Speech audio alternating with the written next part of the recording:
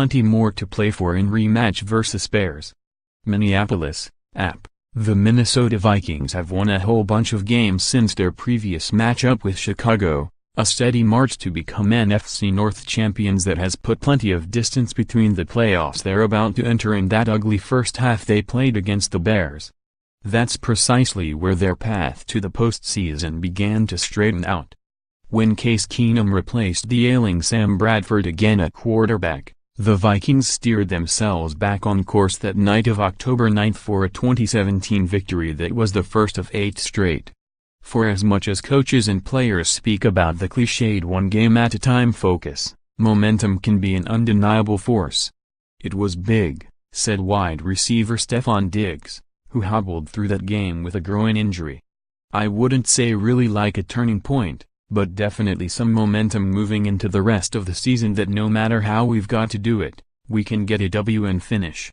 The Vikings had fallen to 2-2 at the quarter point of the season, stinging from a 14-7 defeat at home by Detroit made possible by 3 lost fumbles and made worse by the season-ending ACL tear to running back Dalvin Cook's knee suffered that afternoon.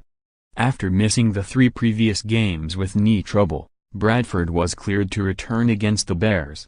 He clearly wasn't right.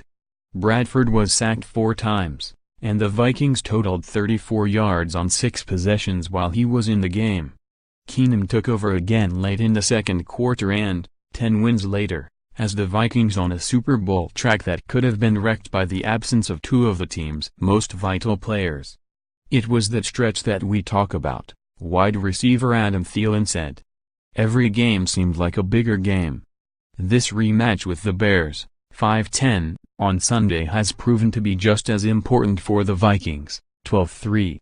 With a win in this final regular season game, they'll secure the number 2 seed for the NFC playoffs that comes with a first-round bye. That's basically a bonus victory, and the Vikings have been treating this scenario accordingly. The biggest thing is the confidence that this team is playing with, tight end Kyle Rudolph said. We feel like if we take care of our business and we play the style of football that we're accustomed to, it doesn't matter who we play, when we play, where we play. It's just how we play. The Vikings can also get the coveted bye with an assist from any of 3 other teams, New Orleans beating Tampa Bay on the road, Atlanta beating Carolina at home or Los Angeles beating San Francisco at home. Just one of those would need to happen. That's quite the safety net the Vikings have no desire to use. We don't want to get any help from anyone. We want to go out and take care of our business, play well, continue to ride this momentum into the playoffs, Rudolph said. The last thing you want to do is limp into the playoffs coming off of a loss. We want to go out and play well and end this season the right way. Here are some other key angles to follow during the game on Sunday. Fox Watch. With a 14-33 record in 3 years, this could be John Fox's final game coaching the Bears. If so, it'll be the end of one of the least successful tenures in the franchise history. Only Abe Gibran has a lower winning percentage as a Bears head coach, going 11-31.274, from 1970-74.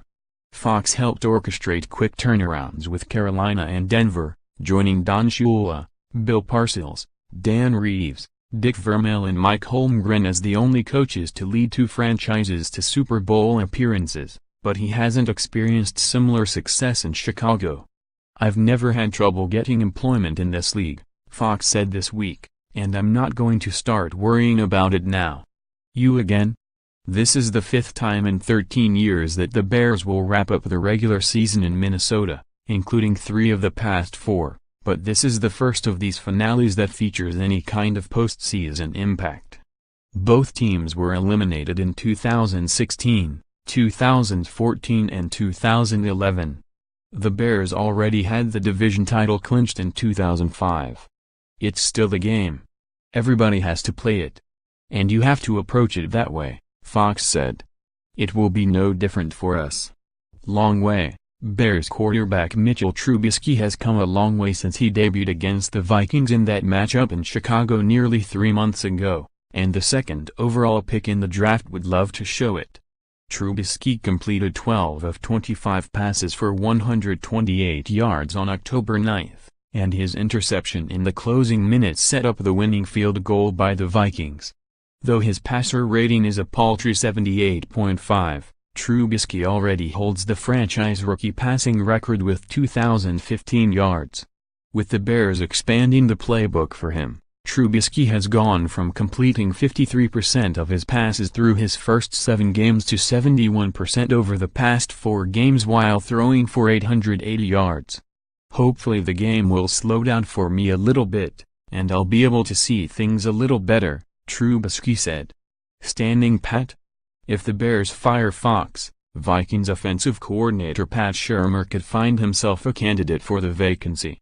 Vikings coach Mike Zimmer said this week he believes Shurmur deserves another opportunity, 5 years after his tenure with Cleveland ended at 2 seasons. He's done a really good job. He's a good guy to work with. He's smart. He's respectful, Zimmer said. Shurmur has bigger priorities for now. At some point, if somebody wants to sit down and visit about being the head coach, I can talk about a job that I've already done and about how I'm better since I did that job, he said.